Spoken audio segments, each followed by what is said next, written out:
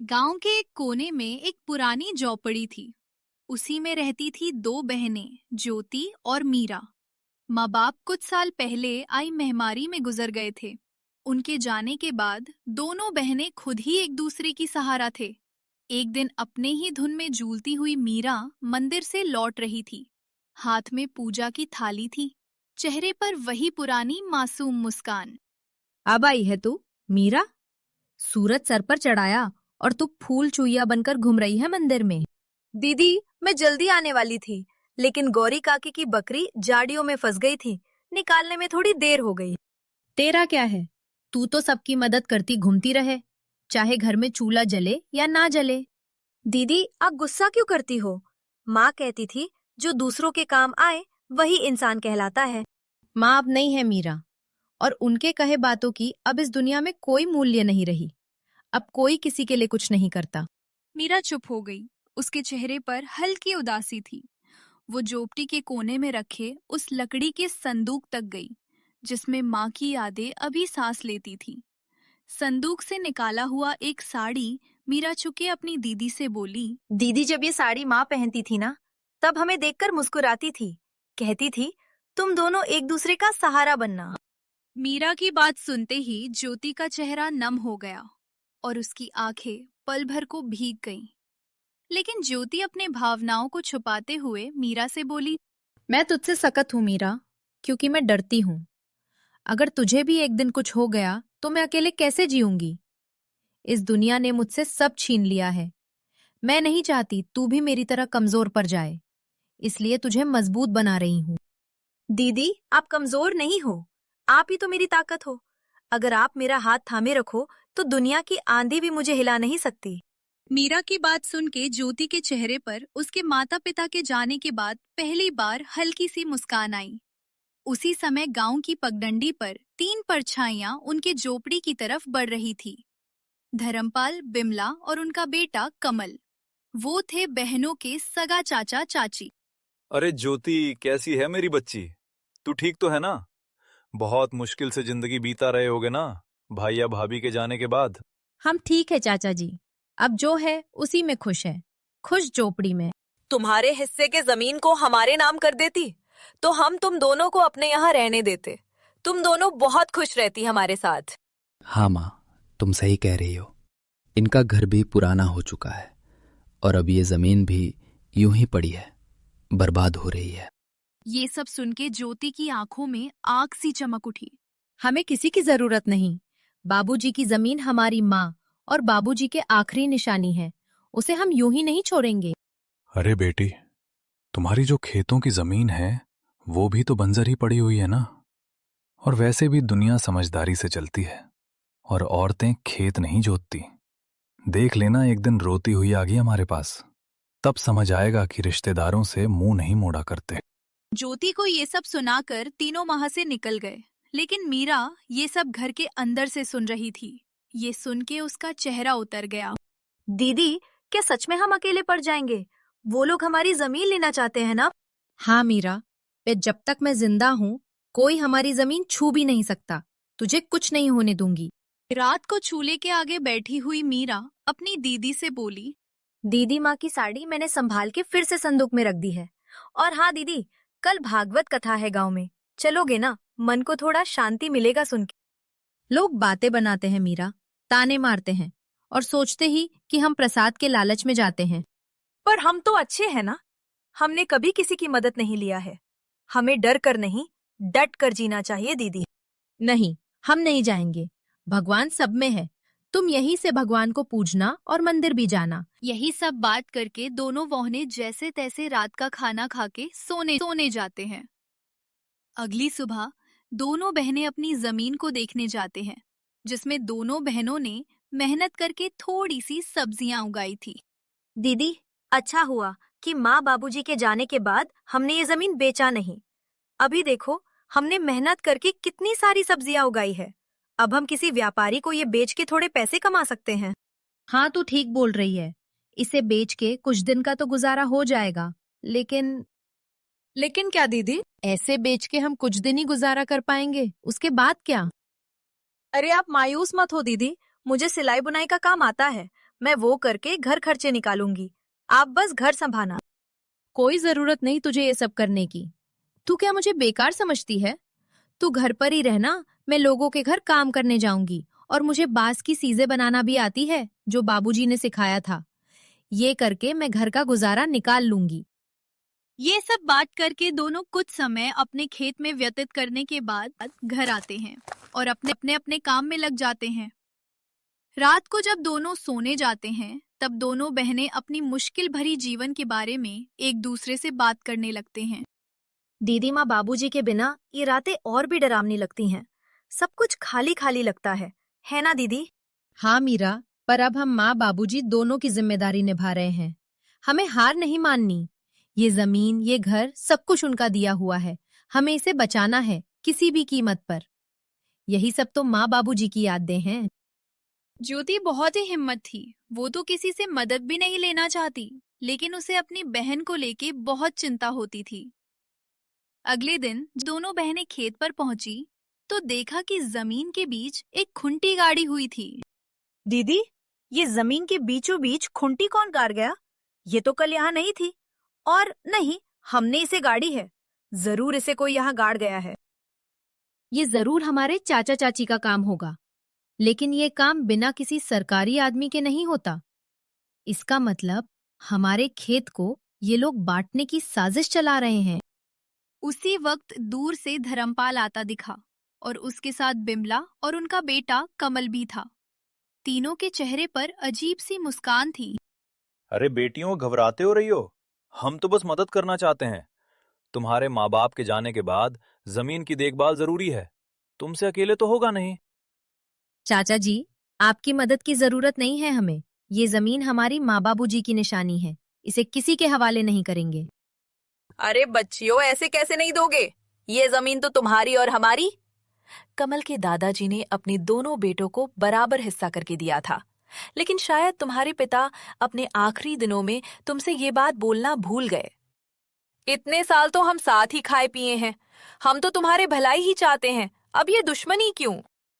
दुश्मनी तब शुरू हुई चाची, जब आपने हमें अकेले समझकर हमारी जमीन पर नजर डाली। और चाची, दुश्मनी तो आप लोग हम दोनों से निकाल रहे हो।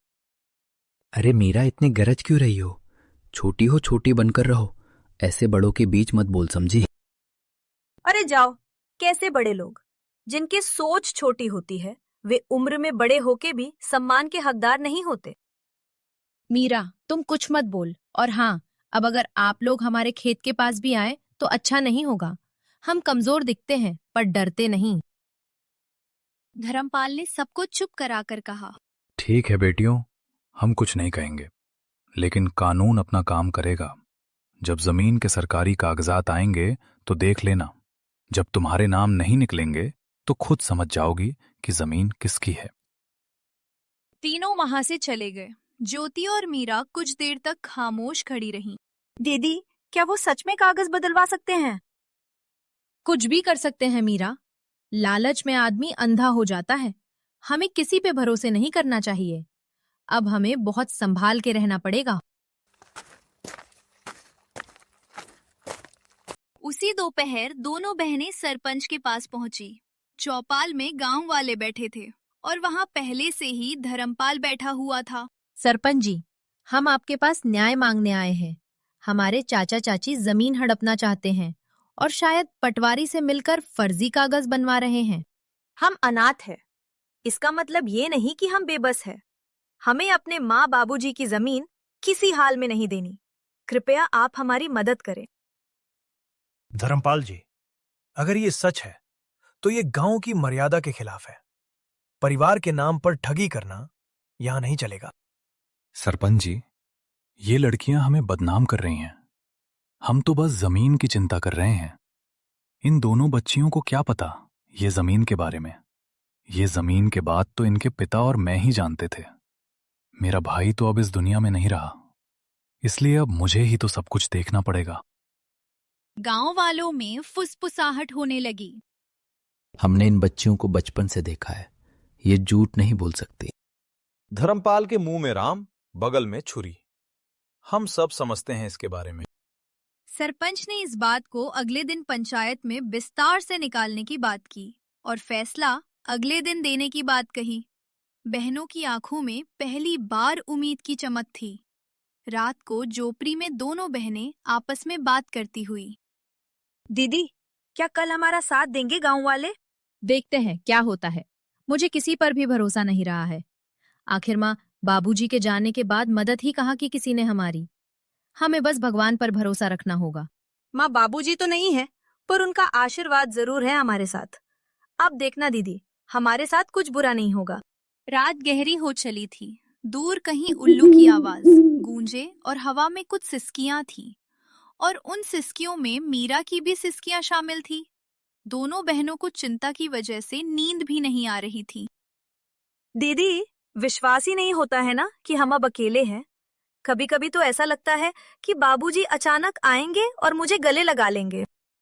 हाँ मीरा, मुझे भी उनकी कमी खटकती है, लेकिन तू चिंता मत कर, मैं हूं ना। जब तक मैं जिंदा हूं तुझे किसी चीज की कमी नहीं होने दूंगी।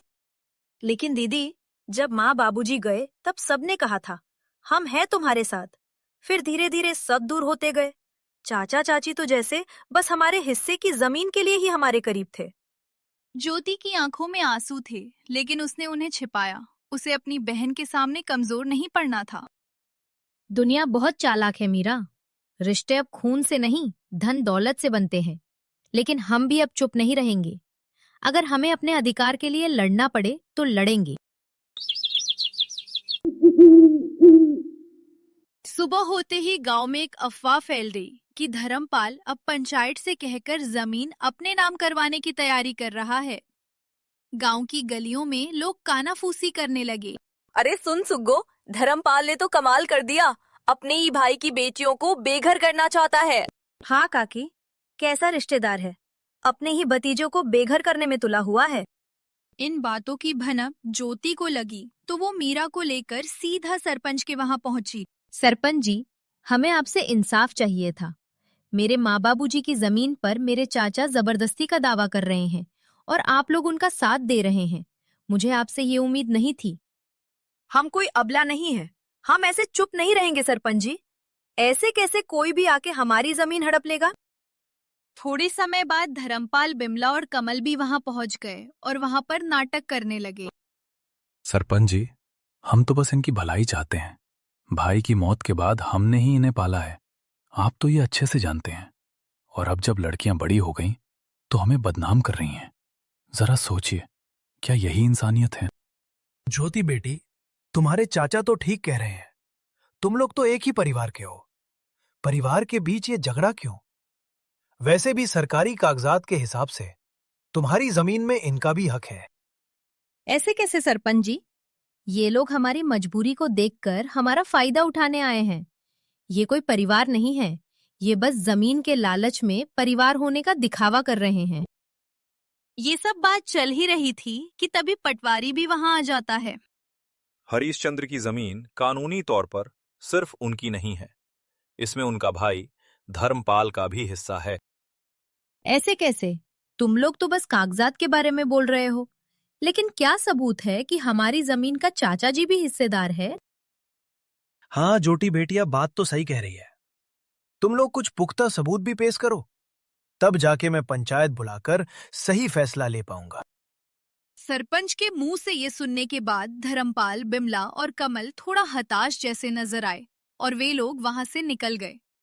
अरे पटवारी, तुम किसका इंतजार कर रहे हो? तुमको नहीं जाना उनके पीछे पीछे? कितने पैसे खिलाए थे मेरे चाचा ने। ज्योति की ताना सुन के पटवारी शर्म से वहां से निकल जाता है। बिटिया, मुझे गलत मत समझना। मेरे आंखों के सामने जो आया मैंने उसे ही सच मान लिया। इस बार मैं अच्छे से जांच पड़ताल करके एक नतीजे में पहुंचूंगा। आगे से मैं धर्मपाल के बातों में नहीं आऊंगा। और वे लोग तुम दोनों के मजबूरी का फायदा उठाना चाहते हैं तो मैं तुम लोगों को न्याय और उन लोगों को कड़ी सजा दूंगा। सरपंच के मुंह से ये सुन के दोनों ने थोड़े राहत की सांस ली और थोड़ा शक, थोड़े खुशी के साथ घर लौटे। रात होते ही दोनों बहनें फिर से चारपाई में बैठ के बात करने लगते हैं। दीदी, आपको क्या लगता है कि हमारी जमीन हमारे पास रहेगी या फिर हमारे कप्रति चाचा चाची को मिलेगी। हाँ मीरा, मैं भी वही सोच रही हूँ। उन लोगों का कोई भरोसा नहीं। वे लोग इतने लालची हैं कि हमारे साथ कुछ भी कर सकते हैं। माँ बापू जी के जाने के बाद उन लोगों ने अपना असली रंग दिखना शुरू कर दिया है। यही सब चिंता में दोनों बहनों ने मुश्किल से अपनी रात काटी। गांव की हवाओं में हल्की सरसराहट थी। आसमान में बादल थे, पर बारिश का कोई नामो निशान नहीं। लेकिन ज्योति और मीरा के मन में बहुत कुछ उमड़ रहा था, जैसे भीतर कोई तूफान उठ रहा हो। घर का आंगन सूना था और बहनों के चेहरों पर चिंता की लकीरें साफ झलक रही थी। दीदी, आज खेत चले क्या? वो जो पिछली बार की सब्जियां बची थी, कहीं किसी जानवर ने नुकसान तो नहीं कर दिया होगा? कभी कभी किसी की गाय बकरी आ जाती है और पूरा नुकसान कर देती है। हाँ मीरा, चलो। खेत को देखने से मन भी हल्का हो जाता है। और बाकी बची हुई सब्जियां बेचने के लायक होवे कि नहीं, साथ में देख लेंगे। लेकिन मुझे एक बात को लेके चिंता है। गाय बकरी का तो पता नहीं, बस कोई इंसान हमारे खेत को नुकसान ना पहुंचाए। वैसे भी हमारे अपने ही हमारे जमीन पे बुरी नजर डाले हुए हैं। दोनों बहनें खेत की ओर चल पड़ी। रास्ते में पेड़ों की छाप थी और चिड़िया की सहल पहल। जैसे ही दोनों खेत के पास पहुंची, मीरा ने दूर से किसी की परछाई देखी। दीदी, वो देखो, वो कमल ही है ना? कमल उनके सामने खड़ा हो गया, आंखों में गुस्सा, चेहरे पर घमंड। वो वही दोनों बहनों का रास्ता रोककर उनसे बात करने लगा। बहुत घमंड आ गया है तुम दोनों में। पहले जब हम साथ में रहते थे तब तुम दोनों बहुत मासूम बनने का नाटक कर रहे थे, और तो और जुबान भी नहीं खोलते थे। लेकिन अब जैसे गांव की मालकिन बन गई हो तुम लोग। कमल भैया, हमने किसी से कुछ छीना नहीं है, बस जो हमारा हक था वही लिया है। हम आज भी किसी से बैर नहीं रखते, और नहीं पहले किसी से मेहरबानी लिए थे। तुम लोगों को लगता है कि इतनी आसानी से सब कुछ ले लोगी? ये सब मेरे बाबा की जमीन है। पहले तो प्यार से हमारे साथ रहने को बोल रहे थे तुम लोगों से, लेकिन अब देखना, एक एक चीज छीन लूंगा तुमसे। तुम दोनों को ऐसा सबक सिखाऊंगा कि जिंदगी भर याद रहेगा। मीरा कमल की धमकी से थोड़ा डर गई और डरते हुए ज्योति से बोली, दीदी, इसने फिर धमकी दी है। आप कुछ बोलो ना, ऐसे कैसे ये हमसे सब कुछ छीन लेगा? बहुत हो गया मीरा, कोई जरूरत नहीं इसके साथ झगड़ा करने की। मैं भी देखती हूँ कौन हमसे क्या छीन लेता है। और हाँ कमल, तुम यहाँ से चले जाओ, नहीं तो हम पंचायत में जाके बोल देंगे कि तुम हमें अकेले देख धमकी दे रहे हो। हाँ हाँ, जा रहा हूं। लेकिन हाँ ज्योति, तुम बहुत ज्यादा ऊपर उड़ रही हो। संभाल के रहना, कब नीचे गिरेगी पता ही नहीं लगेगा। ऐसे ही कमल दोनों को धमकी देकर वहां से चला जाता है। कमल की धमकी भरी बातें सुन के दोनों थोड़े मायूस हो जाती हैं। ज्योति जो अपने बहन के सामने हिम्मत से खड़ी हुई थी, उसके मन में भी डर था। वो मन ही मन कमल की बातों को लेकर बहुत चिंतित थी। कुछ समय के बाद दोनों बहनें घर लौटे। घर लौटकर दोनों बहनें चिंता में डूबे हुए थे। रोज की धमकी और षड्यंत्र ने दोनों के जीवन में बहुत सारे चिंता और दुख ला दिया था। दीदी, ये लोग हमारे पीछे क्यों पड़े हुए हैं? हमने किसी का क्या बिगाड़ा है? हमारे चाचा के पास तो सब कुछ है। वो लोग हमसे अच्छी जिंदगी जी रहे हैं, फिर भी वे लोग हमारा जमीन हड़पना चाहते हैं। इंसान की लालच कभी खत्म नहीं होती मीरा। भले ही इंसान के पास सब कुछ हो, फिर भी इंसान और चाह के लालच में या तो दूसरे का नुकसान करते हैं या फिर अपनों का ही नुकसान करते हैं। हम तो इनके खिलाफ कोई बड़ी कदम भी नहीं रख सकते। उनके कर्मों का फल उन्हें भगवान जरूर देंगे। ऐसे ही कुछ दिन बीत जाते हैं। एक दिन अचानक धर्मपाल के चावल के मिल में किसी कारण आग लग जाती है। जब दोनों बाप बेटे को ये खबर मिली तो वे दौड़ते हुए वहां पहुंचे। मिल के बाहर लोगों की भीड़ जमी हुई थी, लेकिन गांव वालों ने पहले से ही आग बुझा दिया था। धर्मपाल और उसके बेटे को देख गांव वाले काना फुंसी करने लगे। अरे ये आग ऐसे ही नहीं लगी, ये तो धर्मपाल और उनके परिवार के किए गए बुरे कर्मों का नतीजा है। उन्होंने बिन माँ बाप के उन दोनों लड़कियों को बहुत परेशान किया था। अब देखो क्या हुआ इनके साथ। हाँ भाई, बिल्कुल सही कह रहे हो। मैं भी वही सोच रहा था। भगवान बुरे कर्मों का सजा इंसानों को जरूर देता है। भगवान के घर देर है लेकिन अंधेर नहीं। गांव वालों की बात सुन के दोनों बाप बेटे गंभीर चिंता में चले गए। ज्योति और मीरा के प्रति उनका जो व्यवहार था वो सोच के धर्मपाल को बुरा लगने लगा। तभी दूसरे गांव का एक जमींदार आया जिसके साथ धर्मपाल ये चावल के मिल का व्यापार करता था। अरे ओ धर्मपाल, मिल में तो आग लग गई, मेरे पैसे तो सारे डूब गए। तेरे भरोसे मैंने तेरे जमीन में मिल खुलवाकर व्यापार किया था, अब तो मेरे नुकसान का भरपाई तुझे ही करनी होगी। सेठ जी, पता नहीं ये हादसा कैसे और क्यों हुआ, लेकिन आप निश्चिंत रहें, मैं कुछ न कुछ करूंगा। आप मुझे थोड़े मेहलत दे दो बस। अरे कैसी मेहनत, तेरे साथ व्यापार किया वही तेरे लिए बहुत मदद हो गई। अब मैं तेरे लिए कुछ नहीं करूंगा, मुझे मेरे पैसे वापस कर और उसके बाद तू अपने रास्ते में अपने रास्ते। सेठ जी, आप ऐसा मत कीजिए, इस मुसीबत के घड़ी पे आप यूं मत फेरिए। मैं कुछ भी नहीं जानता, मुझे बस मेरे पैसे चाहिए। बहुत मदद कर सका तुम लोगों की, तुम जैसे लोगों के साथ मैंने व्यापार किया वही बहुत बड़ी बात है तुम लोगों के लिए। कुछ भी करना परे करो, बस मुझे पैसे दे दो। ठीक है, फिर आप मेरे जमीन को ले लीजिए। इस जमीन से तो आपका थोड़े से कर्ज चूकता हो जाएगा ना। अगर हो जाएगा तो मैं आपको कल जमीन के कागजात भेज दूंगा, और बाकी के पैसे मैं नहीं दूंगा, क्योंकि आप भी मेरे इस चावल के मिल का हिस्सेदार थे और आपने इससे मुझे से ज्यादा मुनाफा कमाया है। अब इसका पूरा नुकसान मैं अकेला क्यों झेलूं? ऐसा है क्या? ठीक है, तुम मुझसे दुश्मनी मोल ले रहा है, देख लूंगा तुझे। फिलहाल तो मुझे अपनी जमीन के कागजात भेज दे, बाकी के पैसे तो मैं तुझसे बाद में वसूलूंगा। जमींदार से ये सुनने के बाद दोनों बाप बेटे हताशा और गुस्से में वहां से घर निकल जाते हैं। घर जाके धर्मपाल अपनी पत्नी से आज के दुखद हादसे के बारे में दुखी मन से बताता है। अरे भाग्यवान, हमारे साथ ये क्या हो गया? हम तो पल भर में बर्बाद हो गया, पूरा कारोबार, जमीन, सब कुछ छीन गया। अब तो बस ये घर ही बचा हुआ है। मुझे पता है ये सब भगवान हमारे बुरे कर्मों का फल दिया है हमको। ये जी, आप ऐसे मायूस मत हो, कुछ रास्ता होगा। हम ऐसे कैसे बर्बाद हो गया? और हाँ, आप तो वो दूसरे गांव के जमींदार के साथ व्यापार करते थे ना, उनसे मदद मांगिए ना, वो तो कुछ मदद कर देगा। अरे कैसी मदद माँ, वो आदमी मदद करेगा। अरे मदद छोड़ो, उसने हमारे चावल के मिल के जमीन को भी हड़प लिया। अरे ये क्या कह रहा है तू?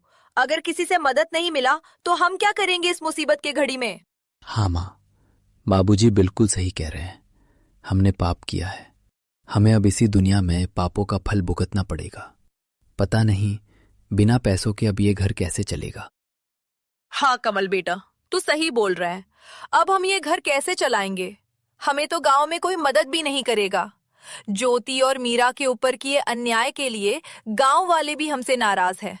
ऐसे तो हम सड़क पे आ जाएंगे।